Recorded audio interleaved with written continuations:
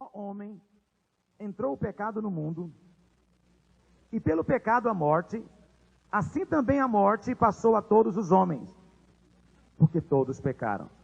Diga, por um homem entrou o pecado no mundo. Isso é fundamental entender, e você vai ver daqui a pouco, verso 13. Porque até ao regime da lei havia pecado no mundo. Mas o pecado não é levado em conta quando não há lei. Entretanto, reinou a morte desde Adão até Moisés, mesmo sobre aqueles que não pecaram à semelhança da transgressão de Adão, o qual prefigurava aquele que havia de vir. Todavia, não é assim o dom gratuito como uma ofensa.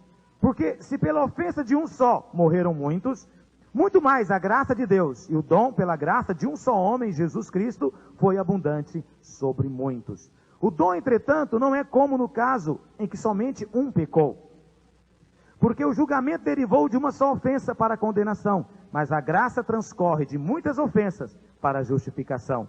Se pela ofensa de um e por meio de um só reinou a morte, muito mais os que recebem a abundância da graça e o dom da justiça reinarão em vida por meio de um só, a saber, Jesus Cristo. Vamos dizer juntos esse versículo? Se pela ofensa de um e por meio de um só reinou a morte, muito mais os que recebem a abundância da graça e o dom da justiça reinarão em vida por meio de um só, a saber, Jesus Cristo. Diga, eu recebi a abundância da graça e o dom da justiça. Diga, eu recebi da abundância da graça de Deus e o dom, o presente da justiça. Por isso eu creio que posso reinar em vida, não apenas no céu, mas começando hoje, por meio de Jesus Cristo. Podemos reinar em vida? Porque, verso 18. Pois assim como por uma só ofensa veio o juízo sobre todos os homens, para a condenação, assim também por um só ato de justiça veio a graça sobre todos os homens, para a justificação que dá vida. Porque, como pela desobediência de um só homem, muitos se tornaram pecadores, assim também, por meio da obediência de um só, muitos se tornaram justos. Diga, pela desobediência de um só homem, todos se tornaram pecadores. Diga, e pela obediência de um só homem, muitos se tornarão justos. Tudo é uma questão de um só homem, percebe? Tudo é uma questão de Adão ou de Cristo. Verso 20. Sobreveio a lei para que avultasse a ofensa, mas onde abundou o pecado, superabundou a graça. Vamos dizer isso? Onde abundou o pecado, superabundou a graça de Deus. Isso é maravilhoso, né? Maravilhoso. Se você teve uma vida de trevas escuras, se você teve uma vida onde o pecado foi demais, foi muito, a corrupção foi tanta, você pode ter certeza de uma coisa: a graça de Deus foi muito maior ainda na sua vida. Essa é a bondade de Deus para conosco. Verso 21. A fim de que, como o pecado reinou pela morte, assim também reinasse a graça pela justiça, para a vida eterna, mediante Jesus Cristo, nosso Senhor. Esse texto é maravilhoso e um dos nossos alvos é que você tenha clareza da palavra de Deus. Mas muitos de nós, quando lemos esses textos da palavra de Deus, ficamos confusos. E eu espero que hoje a luz de Deus possa vir sobre você e você tenha espírito de revelação e de entendimento, quando dizem amém. O texto fala a respeito de dois homens, Adão e Cristo. Adão e Cristo. Então Paulo fala que tudo depende onde você está. Se você está em Adão ou se você está em Cristo. Mas antes de eu explicar isso para você, eu preciso de lançar um fundamento para você compreender isso. Eu tenho que explicar por que Paulo fala isso. Porque apesar de Paulo falar, ele só afirma. E realmente nesse texto, ele não explica muito por que acontece isso. Por que Adão pecou e todo homem virou pecador depois disso? O que eu tenho a ver com o pecado de Adão? O que você tem a ver com o pecado de Adão? E por que Jesus tinha que vir, se o pecado foi só dele? Essas são questões válidas. Você tem que ter clareza sobre elas. Mas antes de avançar, deixa eu explicar para você uma coisa. tem uma maneira simples de você entender o que Jesus fez na cruz. Aquilo que o Senhor... A cruz tem 3 aspectos. Diga, a cruz tem 3 aspectos. Tem a obra da cruz, o poder da cruz e o princípio da cruz. Vamos dizer isso? Quais são os 3? A obra da cruz e o princípio da cruz. Fala para o seu vizinho, são 3 aspectos. Conta para ele quais são. A obra da cruz, o poder da cruz, o princípio da cruz. Muito bem. Esses 3 aspectos. O que é cada um deles? Até agora, a partir do capítulo 3 de Romanos, e até o capítulo 5, verso 11, Paulo falou apenas da obra. E o que é a obra da cruz? A obra da cruz nos fala de substituição. Diga, substituição. O que é isso? A obra da cruz significa que eu tinha que morrer, mas Jesus veio e morreu no meu lugar. Pegue sua Bíblia, vamos ler algumas 2 referências. Aqui no capítulo 5 mesmo de Romanos, olha o verso 10, o que diz. Porque se nós, quando inimigos, fomos reconciliados com Deus, mediante a morte do seu Filho. Diga, eu fui reconciliado com Deus, mediante a morte de Jesus.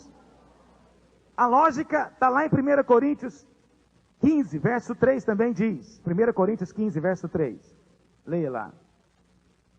1 Coríntios 15, verso 3. Antes de tudo vos entreguei o que também recebi, que Cristo morreu pelos nossos pecados, segundo a Escritura. Diga, Cristo morreu pelos nossos pecados. Ele não precisava, meu irmão, de ir para a cruz. Ele não precisava de sofrer aquela condenação. Por causa dele mesmo, ele teria que ir direto para a glória, direto para o céu. Entretanto, ele foi para a cruz, por causa dos nossos próprios pecados. Essa é a obra da cruz. Porque ele derramou o seu sangue, meus pecados são lavados. Eu tenho paz com Deus. Eu fui reconciliado. Eu fui justificado. O diabo não pode mais me condenar e nem pode mais me escravizar. Eu tenho paz com Deus, tenho paz na minha consciência e sou liberto da escravidão do diabo. Por quê? Porque o Senhor Jesus me substituiu. Ele morreu no meu lugar. Isso é o quê? Isso é chamado de obra da cruz. Agora, o que acontece conosco? Você se converte, e quando nós nos convertemos, nossa preocupação básica é com os pecados que nós cometemos, não é verdade? Então nós pensamos assim, puxa, se eu tiver certeza que eu fui perdoado, que eu posso ter um novo começo, eu tenho certeza que eu não vou nunca mais pisar na bola. Não é assim que muitos pensam? E então ele vem para a igreja e alguém ensina para ele aprende no cursão as verdades da redenção, ele aprende do perdão, da justificação, ele ouve, você agora foi justificado, irmão, aos olhos de Deus você é justo, você foi lavado, purificado, não há condenação sobre você mais, Jesus já carregou na cruz toda a condenação que era para você, e ele ouve aquilo, ele se enche de alegria, se enche de paz, ele fala, é isso, meu passado foi apagado, eu não tenho passado mais, eu fui lavado pelo sangue de Jesus. E é verdade isso, não é, meus irmãos? Só que passa um tempo, ele começa a perceber que o problema não é nem tanto o que ele faz, é o que ele é. Começa a perceber que ele não dá conta de largar certos pecados. Começa a perceber que ele ainda está preso a algumas práticas. E começa a notar de maneira angustiosa. E aí começa a fase do deserto dos crentes. Começa a perceber que ele não consegue largar certos pecados. E ele tenta o máximo que ele pode, se esforça, mas parece que nada funciona. Então ele tem um problema de mau humor, e não tem nada que resolve. Quando ele vê, ele está explodindo, ele chora, ele confessa, mas é só para no outro dia explodir de novo, e de novo ele chora e confessa, e passa alguns dias, ele cai de novo, e ele clama, Deus, o que está errado comigo? Eu não quero ficar a vida inteira nesse cai, levanta, cai, levanta. São os nossos jovens que muitas vezes caem no pecado sexual, na masturbação e na impureza, e ele cai uma vez, ele arrepende, ele cai 2 vezes, ele confessa, e daqui a pouco ele está angustiado, ele fala, Deus, eu não quero viver assim. E assim é com relação a tantos outros comportamentos que às vezes nos assediam, o pecado que está colado em nós, grudado muitas vezes, e aí começa aquela angústia. Por que, meus irmãos, tem essa angústia? Porque só conheceram metade da mensagem, só ouviram a metade da história, só ouviram falar a respeito da obra da cruz, do sangue de Jesus. E na verdade isso é verdade, mas não é tudo. Porque o sangue trata com o pecado. Mas precisamos de um remédio para o pecador. Esse é que é o problema. E eu costumo dizer, eu sempre falo essa ilustração, que nós somos uma padaria. Você é uma padaria. O seu negócio é produzir pão. E saiu uma lei que todo pão agora é crime. Saiu uma lei agora que você não pode ter pão mais. E você fica angustiado porque você tem um estoque de pão enorme. Então você vem para a igreja e nós falamos, tem um jeito. O sangue de Jesus vai eliminar esses pães todos. E você fica alegre, fala, acabou meu estoque de pão, eu posso ficar em paz agora com todos, com Deus, com a justiça, com tudo. Eu não tenho mais estoque de pão. O estoque foi eliminado pelo sangue de Jesus. Quantos creem nisso? Mas isso resolve tudo, meus irmãos? E se a padaria continua funcionando? E se a padaria continua fabricando pão? Então, nós precisamos de resolver o estoque de pães, mas depois temos que resolver a questão da padaria. A padaria vai ter que ser desativada. Presta atenção, a padaria nunca é destruída.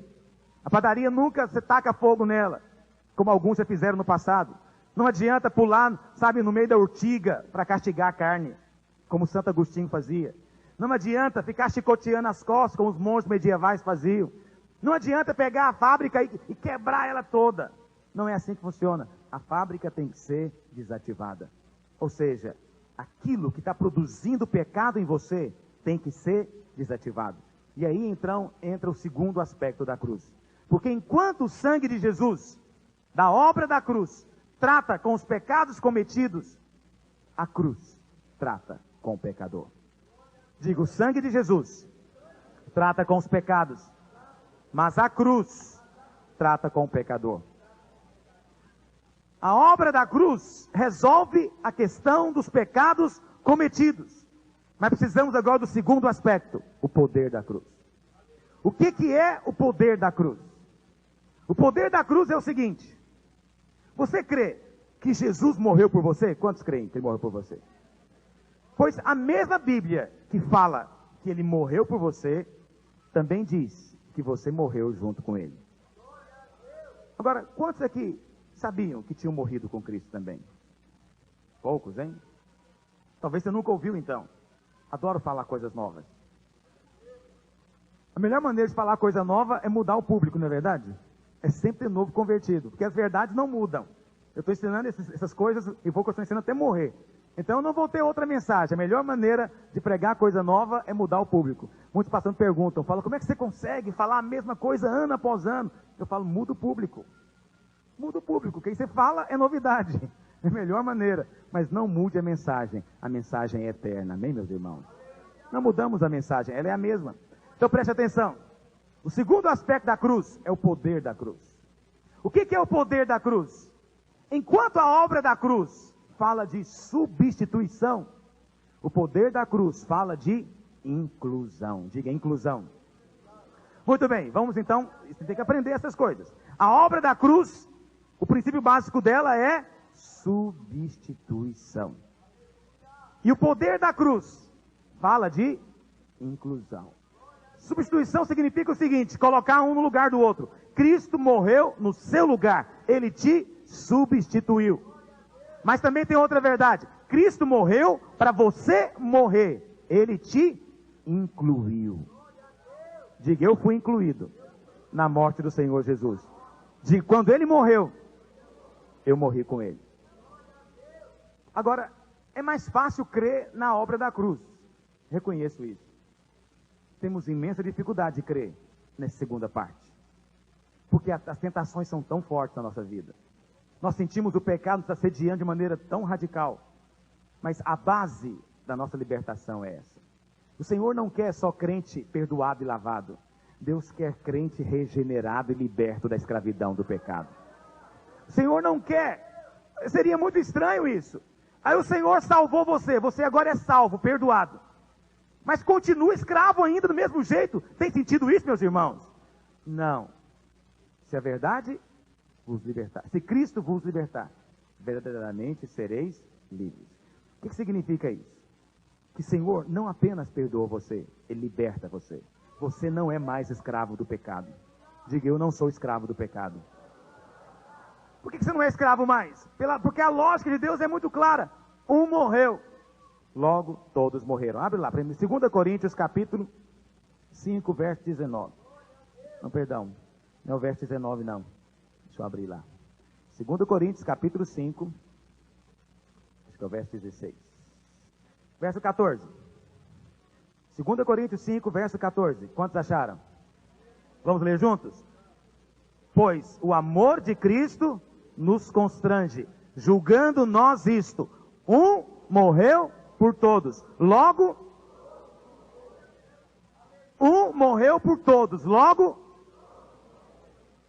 é por isso que Paulo, aí você está começando a compreender já por que eu estou falando disso. Porque Paulo falou que pela ofensa de um, todos se tornaram pecadores. E também pela obediência de um, muitos se tornarão justos. Por quê? Porque Deus nos colocou todos nele. De tal maneira que Ele nos incluiu a todos. E quando Ele morreu, Ele levou a todos nós juntos. De tal maneira que o veneno da serpente que escravizava você foi anulado pela nova natureza que você recebeu, que é o Espírito Santo. Volta lá para Romanos. Romanos 6, verso 6, diz o quê? Os irmãos sabem de cor, não é verdade? Sabendo isto, que foi... Vamos ler juntos. Romanos 6, 6. Vamos ler? Sabendo isto, que foi crucificado com ele o nosso velho homem, para que o corpo do pecado seja destruído e não sirvamos o pecado como escravos. Você não é mais escravo do pecado. Quando você fala que você ainda é escravo, você está dizendo que não crê no que a palavra de Deus diz. E a fé é que torna real as realidades da palavra de Deus. Sem fé é impossível agradar a Deus, e também sem fé é impossível desfrutar da libertação que Cristo já nos deu. Aqui ele não está dizendo que você vai ser liberto, está dizendo que você já foi liberto. Aqui não está dizendo que você vai ter que fazer um jejum para ser liberto, está dizendo que é uma questão de fé e de andar em cima dessa fé. Quando Cristo morreu, o seu velho homem, aquele que era escravo, é como se a sua vida tivesse 2 volumes. O primeiro volume é antes da conversão, e o segundo volume depois da conversão. O homem que você era no primeiro volume é o velho homem. Esse velho homem era escravo do pecado, mas ele morreu com Cristo. De tal maneira que o novo homem que ressurgiu agora não é escravo do diabo, não é escravo do pecado, mas é servo de Deus, pertence a Deus. É propriedade exclusiva de Deus. Isso significa, meu irmão, que acabou o tempo da inconstância. Acabou o tempo do cai e levanta, do sobe e desce. Isso significa que você não tem que viver assim. O diabo tem iludido você de que isso é inevitável, de que isso é necessário que seja assim, mas não é. Eu estou aqui nessa manhã com o encargo de desmentir as mentiras do diabo que tem sido colocado na sua mente, de que você é assim mesmo, você é pecador, é inevitável viver assim, é inevitável viver nessa inconstância. Deixa eu dizer para você uma coisa, de fato, nós podemos cair em pecados involuntários, pecados que você não vê quando você comete. Pecado você comete inconscientemente, por omissão, por comissão que seja, mas inconsciente. Deixa eu dizer para você, aqueles pecados conscientes, premeditados, não devem mais fazer parte da sua vida. Porque o ímpio não pode dizer não para o pecado. O ímpio não consegue dizer não, porque ele é escravo. Não adianta, ele é escravo. Não é assim que diz o versículo 17? Olha o que diz aqui. Se pela ofensa de um e por meio de um reinou a morte, muito mais os que recebem a abundância da graça e o dom da justiça reinarão. Reinarão. E significa o seguinte, antes de você se converter, você era escravo. Você estava sujeito à morte, sujeito à condenação, sujeito à escravidão do diabo. Mas no dia em que você confessou Jesus, se arrependeu, creu na obra da cruz, você foi incluído em Cristo pelo poder de Deus. E o batismo é o selo disso. O batismo é o selo dessa experiência. Vou falar mais sobre ela na semana que vem. Mas vamos voltar lá para Romanos 5, no verso 12. Por que é tão importante para nós compreender essa questão de estar em Adão e estar em Cristo? Observe que o título desse texto na sua Bíblia deve ser Adão e Cristo. Estar em Adão e estar em Cristo é uma coisa para Deus básica. Vou tentar te explicar isso. Não é uma coisa muito fácil de explicar, mas eu quero que você creia no que eu vou dizer para você. Deus trata com o cabeça como se fosse o todo. Esse é o princípio da inclusão. Ou como alguns livros de teologia chamam, da solidariedade. O que significa isso? Todo homem está incluído em Adão. De tal maneira que a experiência de Adão não foi só dele, mas foi de toda a humanidade. Por quê? Porque ele é o cabeça de uma raça. Foi o primeiro de uma raça. Sendo ele o cabeça, todos que vieram gerados por ele, estavam nele potencialmente, como se fosse a semente. De maneira que o pecado de Adão se estendeu para toda a humanidade, segundo a palavra de Deus. Você pode ver isso na Bíblia, por exemplo, que Deus às vezes chama Israel pelo nome de Israel. Alguém fala, pastor, por que será que Deus colocou o nome de Israel no país? Deus não colocou o nome Israel porque é o pai. Por que não é Abraão? Porque Abraão não é pai só de Isaac, é também de Ismael. E Isaac não foi pai só de Jacó, mas foi também de Esaú. Por isso, Deus chama Israel de Israel por causa de Jacó, porque todos os filhos de Jacó constituíram as 12 tribos. De tal maneira, meu querido, que todo Israel estava em Jacó. É assim que Deus às vezes trata. Deixa eu dizer para você uma coisa. Por isso é sério a questão de ser pai e de ser mãe. É o que eu falei hoje na consagração de criança. O pecado dos pais, muitas vezes, transferem para o filho. Não é que o filho é disciplinado por causa do pai, não é isso. Não é que o filho é condenado por causa do pai, me entenda. Mas o filho aguenta as consequências do pecado do pai e da mãe. E os netos e os bisnetos. Mas também o inverso é verdadeiro e glorioso. A santidade dos pais também é passada para os filhos. Entende? Porque Deus trata com o pai, tratando com o todo. De tal maneira que se o pai crê, Deus, enquanto os filhos são pequenos, estende a fé do pai para os filhos também. É por isso que o Senhor disse, crê no Senhor Jesus e será salvo tu e a tua casa. E a tua casa aqui não é o seu pai e a sua mãe. A tua casa são os seus filhos, suas noras, seus netos. Esses são a sua casa. Você é o cabeça de uma casa. Quanto entende o que eu estou dizendo? Mas tem uma ilustração na Bíblia que você vai entender melhor. Abre lá, em Hebreus. Hebreus capítulo 7, versos 7 até o 14. Hebreus capítulo 7, versos 7 até o 14. Não dá para ler tudo, meus irmãos.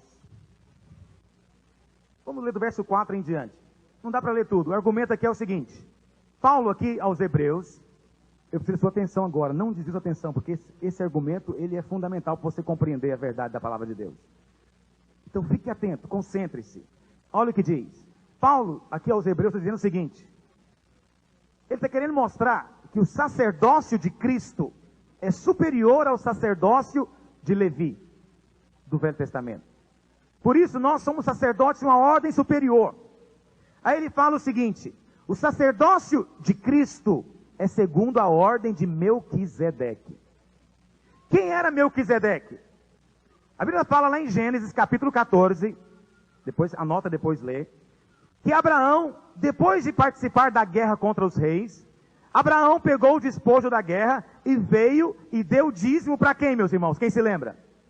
Melquisedeque. Melquisedeque era sacerdote de um lugar chamado Salém. E Melquisedeque, sendo sacerdote do Deus Altíssimo, El Elyon no original, abençoou Abraão.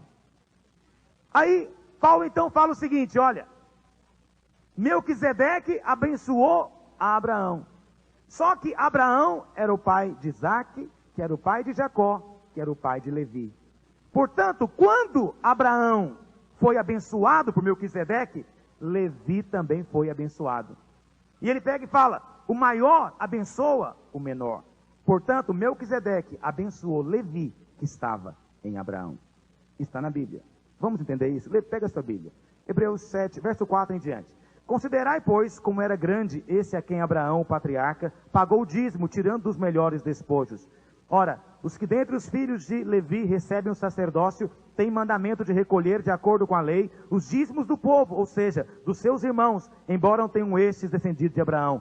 Entretanto, aquele cuja genealogia não se inclui entre eles, recebeu dízimos de Abraão, e abençoou o que tinha as promessas. Evidentemente, é fora de qualquer dúvida que o inferior é abençoado pelo superior. Esse é o padrão de Deus. Quem tem uma posição superior, abençoa aquele que tem a posição inferior.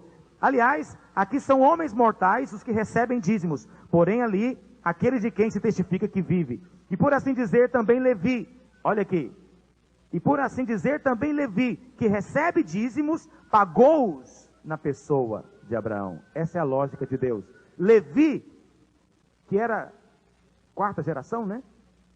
Tataraneto de Abraão, pagou o dízimo na pessoa de Abraão, como está escrito aqui, verso 10. Porque aquele ainda não tinha sido gerado por seu pai, quando Melquisedeque saiu ao seu encontro.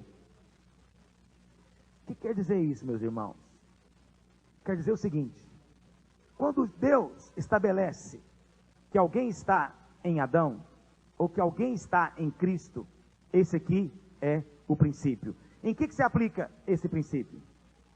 Quando Adão pecou, Deus está dizendo, o filho de Adão estava na pessoa de Adão.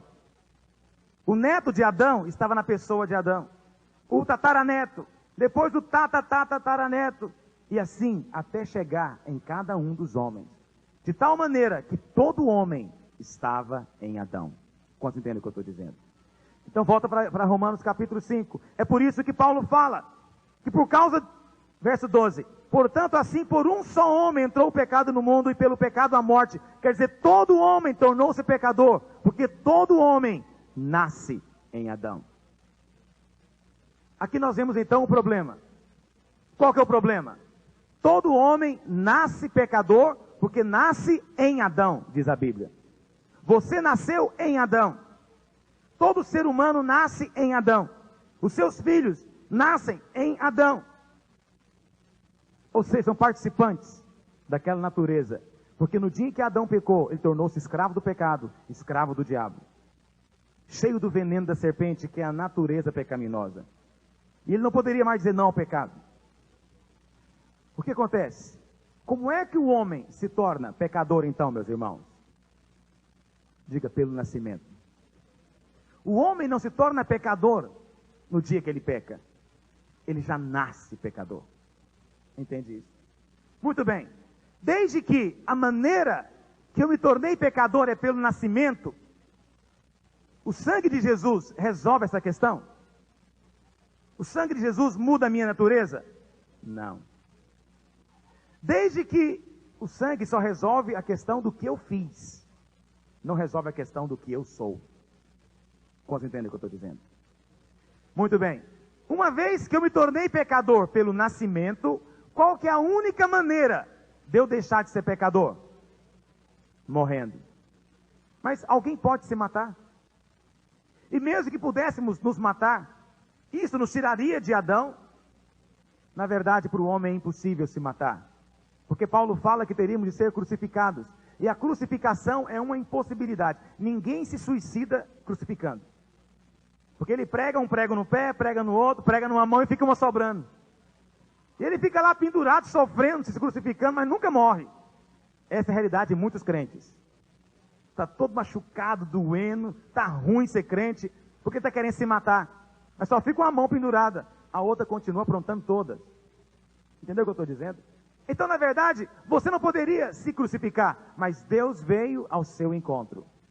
Ele veio e liberou para você uma mensagem. E ele fala o seguinte: se você tão somente crê no Filho de Deus, se você tão somente crê, reconhecer que é pecador, e crê, se tão somente você crê, eu vou incluir você nele, e vou tirar você de Adão, e vou colocar você em Cristo. Agora entenda as implicações disso. Quantos aqui creram em Cristo dessa maneira? A palavra em, essa preposição em no original, significa para dentro. Para dentro. Quando você crê em Cristo, segundo a Bíblia, você crê para dentro de Cristo. De tal maneira que você agora foi imerso nele, enxertado nele, e você está nele. Assim como tudo que dizia respeito a Adão, também dizia respeito aos seus descendentes, tudo que diz respeito a Cristo, também diz respeito a nós também. E Cristo é escravo do pecado, meus irmãos? Então nós somos? Não, não somos. Por quê? Porque estamos em Cristo. Essa é a ilustração. É como um enxerto da videira. Jesus disse: olha, eu sou a videira verdadeira. Meu pai é o agricultor. E o pai que é agricultor, Vanderly, sabe o que ele está fazendo? Ele está pegando uns ramos eu sempre gosto de falar de lobeira, porque lobeira é uma planta aqui da região, todo mundo conhece, sabe que é uma planta que não serve para nada. Dizem que morcego come, né? Não sei, mas se serve, morcego comer para mim não também tem sentido espiritual. O que acontece? Você era um ramo de lobeira. Cristo é a videira. Você sonha em produzir uva, mas você nunca vai ter uva, porque você é lobeira. Mas o que Deus faz então? Deus fala: creia que eu posso fazer um milagre em você. E você fala: eu creio. O que o Senhor faz então? O Senhor pega você, ramo de lobeira, enxerta você no tronco. Aquela seiva do tronco da videira começa agora a correr em você, Vanderly. Vanderly Lobeira. Esse era o seu nome antes. Agora é Vanderly Videira. Aleluia. Mas quem te olha fala: mas você é lobeira, rapaz, eu estou te vendo. Seu jeito é de lobeira, você tem nariz de lobeira, você tem orelha de lobeira, você tem cara de lobeira. Quer falar que agora você é salvo? Que você agora não faz mais essas coisas? Mas de repente, a gente começa a olhar para aquela antiga lobeira e começa a ver um milagre. Em vez de dar lobeira, ela começa a dar uva. Todo mundo fala: como é que é possível, Vanderly? Logo você, eu te conheci, eu sei quem você é. Fazendo isso, produzindo isso. Esse é o milagre de Deus. Você foi incluído no Senhor Jesus na sua morte. E continua enxertado nele até hoje. De tal maneira que você não tem que viver mais como escravo do pecado. Essa é a lógica de Deus. Você estava em Adão, mas você agora faz parte de outra raça. Você é de outra raça. Existem duas raças hoje na face da terra. Você pode pensar que tem branco, negro, amarelo, índio, né, caboclo, mulato, sei lá mais o quê. Mas segundo a palavra de Deus, só tem duas raças de homens. Abre lá em 1 Coríntios, capítulo 15. Agora entenda uma coisa. Apesar de eu usar a minha ilustração com o Vanderly aqui, individual, na verdade Deus não fez a obra individualmente. Deus pegou a todos e colocou em Cristo já. Deus colocou a todos em Cristo. A morte dele foi a sua morte. E uma vez que você morreu, a Bíblia fala: aquele seu antigo marido não tem mais reivindicações sobre você. Entende o que eu estou dizendo? O seu antigo marido também não pode cobrar. Quem era o seu antigo marido? Era o diabo. Era o pecado. Mas o que Cristo fez? Levou você para a morte. E quando morre, acabou o vínculo de aliança que tinha com o pecado e com o diabo. E quem ressurgiu agora é um novo homem. E esse novo homem não é escravo do pecado mais. Pastor, mas quer dizer então que o crente não peca? Não falei isso. Ele pode pecar, mas não precisa. Ele pode viver no erro, mas não precisa. Ele pode até achar que está preso, mas não está, a porta está aberta. Ele é um prisioneiro enganado, o diabo o convenceu que a porta está trancada. Mas vai lá, dá uma mexidinha para você ver. Ela está aberta, você pode sair. Cristo Jesus quebrou os grilhões do pecado na sua vida. Entende o que eu estou dizendo, irmãos? Muitos crentes vivem enganados pelo diabo. E o diabo os convenceu que ele é escravo. Mas não é. Pastor, mas eu sinto, pastor. Meu olho até pula de vontade de pecar. A Bíblia não fala que somos imunes a tentações. Não somos imunes a tentações. Podemos ser tentados. Mas nós temos um que foi tentado em todas as coisas e não caiu. E como ele foi tentado, ele é capaz de nos compreender. E é interessante que lá em Apocalipse, eu estava ministrando para os irmãos aqui na terça-feira. Eu estava dizendo para eles: olha, lá diz que o Cordeiro nos apacentará naquele dia. E eu estava comentando com ele. Na lógica, não é o pastor que apacenta? Mas Apocalipse fala que quem vai apacentar é o Cordeiro. O Cordeiro de Deus vai apacentar você. Por que lá não fala que ele é o supremo pastor que vai cuidar do seu rebanho? Por que lá fala que é o Cordeiro que vai cuidar? Porque ele se fez homem como você. Foi tentado em todas as coisas como você. Então ele é capaz de compreender você. Pastor compreende a ovelha, irmãos? Estou falando lá no campo, não falo daqui não. Não me refiro a mim, aos irmãos, não. Mas aquele pastor que cuida de ovelha lá no campo, você acha que ele entende realmente a ovelha? Você acha que ele sabe realmente o gosto do capim na boca da ovelha? Será que ele sabe realmente o calor da lã no verão? Será que ele sabe realmente o que é ser tosquiado? Será que ele sabe realmente o que é ter carrapicho? Provavelmente ele não sabe. O pastor cuida, mas ele não sabe realmente. Agora, o nosso pastor é o Cordeiro de Deus. Sabe o que significa isso? Ele é capaz de entender você. Por isso ele não nos acusa. Mas antes, diz a palavra de Deus, ele é o nosso advogado. Diga, eu tenho um advogado. O advogado é o Cordeiro. O que significa? Ele foi tentado, então ele sabe o que é um olho pular. Ele sabe o que é ser, sabe, ter aquela tensão interior terrível da tentação. Ele sabe o que é isso. Só que ele venceu. E ele agora pode nos socorrer quando nós somos tentados. Por isso ninguém precisa de cair no pecado. É só clamar por socorro. Sabe, você só cai em pecado se não clamar por socorro. Se clamar, não cai. Se clamar, não cai. Eu contei para os irmãos uma vez aqui a história de um irmão, que ele me contou isso. E é verdade. Que ele foi tentado a ter uma relação com uma mulher um dia. E chegou até a levá-la para um motel. Mas quando chegou lá, ele entrou para o quarto. Falou para ela, você fica aí que eu vou ali dentro. Sabe o que ele foi fazer? Ele foi orar. Parece coisa de louco, mas isso mostra que ele é crente de fato. E ele falou, Senhor, se o Senhor não fizer uma obra agora, eu vou entrar naquele quarto e o negócio vai ficar feio. Então o Senhor faz a obra. O Senhor faz a obra. Isso ele me contando, esse é um fato, é verídico. Faz a obra. Irmãos, Deus fez a obra porque ele clamou por socorro. Ele conta, quando ele saiu de lá, ele sentiu um nojo daquela mulher. E falou para ela, vai vestir na roupa em nome de Jesus. E a mulher deve ter falado, esse cara é louco, totalmente louco. Ele queria me humilhar, mas não é nada disso. Quando você clama por socorro, parece que vem um banho de água fria em cima de você. Ele é poderoso para não permitir que venham tentações acima das nossas forças. Os irmãos creem que não há tentação além das forças? Não há tentação além das suas forças. Portanto, se a sua tentação é grande, glorie-se nisso. Fala, rapaz, eu ando forte ultimamente, viu? Eu estou vendo que eu estou crescendo, porque o negócio está feio pro meu lado. Sério. Por isso que é sério virar pastor, é sério virar líder, porque a sua força aumenta. Não é verdade? Pastor, eu quero ser fraco. Isso mesmo, seja fraco, diz Paulo. Parece coisa de louco, né? Mas não fraco o pecado, mas fraco diante de Deus, porque o poder se manifesta na fraqueza. Clama por socorro rápido, não tenta usar de estratégia. Não existem meios de vencer pecado. Você já leu livros sobre 2.000 fórmulas de como vencer o pecado. Mas não há de fato fórmulas garantidas. Só há uma fórmula, clama por socorro. Apenas diga, socorro Jesus, socorro. Me segura minha mão, senão eu vou partir ele no meio agora, Jesus. Deus ouve orações assim. Parece coisa de louco, mas Deus ouve. Porque tentação não é pecado ainda. É por isso que muito crente cai em pecado, porque ele é tentado. Ele é tão tentado, ele se sente tão atraído pelo pecado que ele fala, já pequei. Olha como eu sou miserável, estou com esse desejo todo. Ser tentado não quer dizer que cometeu o pecado. Quantos entendem o que eu estou dizendo? Mas tem irmão que chuta o balde, fala, estou com desejo mesmo, eu vou acabar com esse trem logo de uma vez. Não faça isso. Não faça isso. Como diz Paulo aos Hebreus, resista até o sangue se for necessário, porque você não é escravo.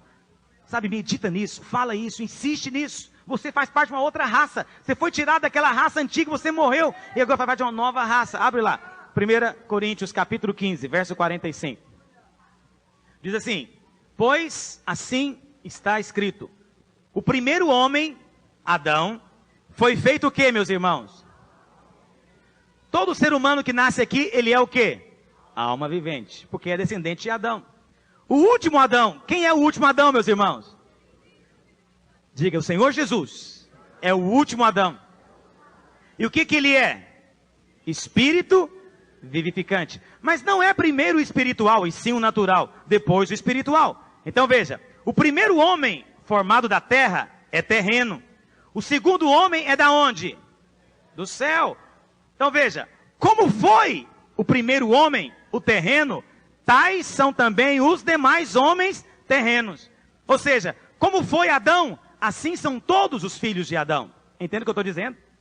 Mas olha a última frase. E como é o homem celestial, tais também os celestiais. Como é que Cristo é, meus irmãos? Diga, como ele é, eu sou também. Vamos entender isso aqui. O primeiro Adão, os irmãos sabem, foi Adão. O primeiro homem foi Adão. Uma vez que esse homem pecou, o pecado dele passou para toda a humanidade. E daí surgiu uma raça, cujo cabeça é Adão. Mas a palavra do Senhor diz que Jesus não é o segundo Adão. Jesus é na verdade quem, meus irmãos? O último Adão. O que acontece? Como o último Adão, ele nasceu lá em Belém, nasceu da Virgem, não é? Viveu aqui por 33 anos aproximadamente. Como o último Adão, ele pegou tudo aquilo que era dessa outra raça. Presta atenção nisso. Ele foi o último Adão, o último representante. E ele pegou tudo que era dessa raça e fez o quê? Levou para a cruz. Por isso ele pegou todos os homens. Todo homem estava em Cristo quando Cristo morreu. E levou para a cruz, de maneira que ele nos destruiu a todos. Ele matou essa raça. E aí, quando ele ressuscita, diz a palavra de Deus, ele se torna o segundo homem. Não o segundo Adão, segundo homem. Ou seja, o primeiro homem é uma raça. O segundo homem é outra raça. O primeiro homem é alma vivente. O segundo é espírito vivificante. O primeiro homem, Adão, recebeu um sopro nas suas narinas. Mas aquele sopro foi de vida natural. Mas o segundo Adão soprou sobre os seus discípulos. E aquele sopro foi de vida espiritual. De tal maneira que hoje, todos aqueles que estão em Cristo fazem parte dessa nova raça. E olha a lógica de Paulo. Assim como é o primeiro homem, são todos depois dele. Ele fala, assim como é o segundo homem, ele é do céu, tais são todos os outros que vêm depois dele. Você faz parte de uma raça de homens celestiais. Você faz parte de uma raça de homens celestiais. Amém, meus irmãos? Sabe, você tem que meditar nessas verdades, insistir nelas, falar delas, sabe? Até que essas verdades sejam impregnadas em você. Olha lá, 1 Coríntios 15 ainda, olha o verso 22. Porque assim como em Adão todos morrem, assim também todos serão vivificados em Cristo. Todos os que creem, preste atenção nisso. Em Adão, todo homem morreu. Em Cristo, todos serão vivificados. A base do novo nascimento é essa. Só pode nascer de novo quem morreu. Entende? E só morre aos olhos de Deus quem crê em Jesus. Porque quando você crê, a morte dele fica sendo a sua morte. Entende isso, meus irmãos? No próximo domingo eu quero continuar falando mais sobre isso. E quero que você leia em casa Romanos capítulo 6. Quero que você ore esses versículos, medite neles, fale andando sobre eles, memorize-os. Porque eu creio que o Senhor nesses dias vai trazer revelação ao seu coração e ao seu espírito. E o ciclo vicioso do pecado vai ser quebrado na sua vida em nome de Jesus. Sabe, você tem havido ciclo vicioso de pecado de língua, pecado de ira, pecado de sensualidade, impureza, prostituição, masturbação. Você tem havido ciclo vicioso de agressividade, de violência. Sabe, você tem havido ciclo vicioso de maldade na sua vida. Eu quero dizer para você uma coisa. Esse ciclo vicioso vai ser quebrado. Porque o seu velho homem já foi crucificado. E o Senhor está abrindo os seus olhos hoje. E o diabo não vai enganar você mais. Convencendo você que a vida tem que ser assim. Um eterno cai, levanta, cai, levanta. O diabo vai acabar essa brecha na sua vida. Você pode dizer não para o pecado a partir de hoje. Você vai ser capaz de dizer não para o inferno a partir de hoje. O Senhor vai te capacitar a dizer, eu não quero comer comida de porcos, porque eu sou celestial, sou de uma raça celestial, eu não sou daqui, eu sou do céu, eu me pareço com Jesus, eu sou parecido com Ele, sou semelhante a Ele, tal qual Ele é, eu serei também, a sua vida está em mim, eu permaneço nele e Ele permanece em mim, e Ele é capaz de me socorrer no meio de toda tentação, eu sei que o diabo convence alguns irmãos dizendo, você não pode orar nessa situação, como é que você pode conversar esse tipo de coisa com Deus? Converse tudo com o Senhor, fale tudo com o Senhor, fale dos seus problemas, fale das suas inconstâncias, fale das suas lutas, mas dê um basta nisso em nome de Jesus, porque você não está em Adão, você está em Cristo. Amém, meus irmãos? Agora tudo isso, volta lá para Romanos 5, tudo isso é por causa do versículo 12, né? Mas falta ainda mais 10 versículos, não vou falar deles não, mas eu quero pelo menos esclarecê-los para você. O ponto central desses versículos é estar em Cristo e estar em Adão. Mas Paulo coloca algumas conclusões aqui. Vamos ver cada uma delas. Começa assim, vamos ler do verso 12 de novo. Portanto, assim como por um só homem entrou o pecado no mundo, e pelo pecado a morte, assim também a morte passou a todos os homens, porque todos pecaram. Preste atenção, os homens serão julgados não só porque são pecadores, mas também porque pecaram, têm obras. Precisam, portanto, do perdão de Deus, e a morte passou a todos os homens. Verso 13, porque até o regime da lei havia pecado no mundo, mas o pecado não é levado em conta quando não é lei. Não há lei. Entretanto, reinou a morte desde Adão até Moisés. A lógica aqui é o seguinte, Paulo criou uma equação. A equação dele é o seguinte, se a lei manifesta pecado. Pecado gera morte. Essa é a equação de Paulo. A lei produz pecado, o pecado produz morte. Aí ele fala, pode ser que você fale para mim assim, mas não havia lei antes de Moisés. Mas ele fala, não havia lei escrita, mas a morte estava lá. Se a morte estava lá, é porque o pecado estava. E se o pecado estava, também estava a lei. Portanto, todos pecaram. Não foi só judeu depois de Moisés, todos pecaram. Ainda que a lei se manifestou, ou ela veio para manifestar o pecado do homem. Verso 15. Todavia, não é assim o dom gratuito como a ofensa. Porque se pela ofensa de um só morreram muitos, muito mais a graça de Deus e o dom pela graça de um só homem, Jesus Cristo, foi abundante sobre muitos. O que é isso aqui? Primeiro princípio, o dom da graça é muito maior do que a ofensa de Adão. A lógica é o seguinte, se o pecado de Adão foi capaz de contaminar todo homem, a graça de Deus tem um poder ainda muito maior para contaminar os homens. Amém, meus irmãos? 16. O dom, entretanto, não é como no caso em que somente um pecou, porque o julgamento derivou de uma só ofensa para a condenação, mas a graça transcorre de muitas ofensas para a justificação. Segundo princípio, a justificação possui um efeito maior do que a condenação. A condenação veio por causa de um pecado, mas a justificação funciona diferente. Muitos pecados existiam, mas um só ato de obediência foi capaz de anular todos eles. Amém, meus irmãos? Deixa eu perguntar uma coisa para você. Alguém que está em Adão, ele tem que se esforçar para ser como Adão, meus irmãos? Alguém que está em Cristo, ele tem que ficar se esforçando para ser como Cristo? A lógica é a mesma. O problema é que o diabo tem convencido muitas pessoas que o cristianismo é uma questão de esforço. Uma questão de você fazer, de você tentar, de você se libertar. O cristianismo é uma questão de fé. O justo viverá pela fé. Verso 17. Se pela ofensa de um e por meio de um só reinou a morte, muito mais os que recebem a abundância da graça e o dom da justiça reinarão em vida. Aqueles que estão em Adão são escravos.